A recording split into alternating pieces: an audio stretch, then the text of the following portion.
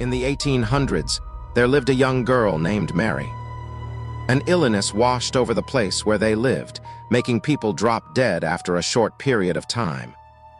When physicians couldn't find a pulse, or when they put a mirror under the nose of the seemingly dead, there might not always be condensation on it from their breaths, so the fallen would be easily assumed to be dead. But were they? Cases of people who were pronounced dead but weren't happened often. So when one would die, people would put a small hole in the coffin and put a piece of string through the hole that was attached to a bell. The bell would hang on a stick by the homes of the deceased, and if they woke up, they would simply pull the string, ring the bell, and would be dug up. Of course, when Mary was bedridden and slowly died, she was laid in a coffin in her grave. She wasn't to be buried under just yet. It would be easier to unnail the coffin she was put away in.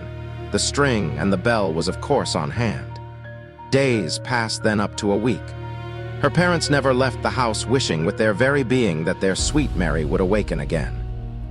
Friends of the parents claimed that if she had not awoken yet, then she never would. That day, the parents left the house with their friends at their behalf.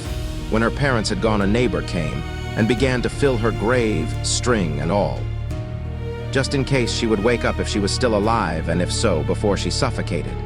The neighbor had said his remorse and walked to his home, not soon after Mary awoken from her slumber. She pulled the string to the bell that wouldn't be heard from her parents, who were out, and the neighbor, who was too far away. She pulled and pulled the string until the bell fell, and so did the stick. She began clawing and scratching at her wooden prison, until her fingers bled. Then she cut scratching till she breathed her last breath. When the parents arrived home, the father soon realized that the bell, as yards away from it, originally was, and soon called for his wife to come and help him dig up their daughter. When dug through, they unlatched the coffin and found Mary in a petrified state, her hands like claws covered in blood, same with her white dress she was buried in. They put a mirror under her nose to see if her breaths would show. Condensation was shown on the mirror, but even so, she was dead. Her spirit is said to have attached to the mirror. And now, whenever one calls Bloody Mary, 3 times she come and claws at the unknowing victim. Thanks for watching this video.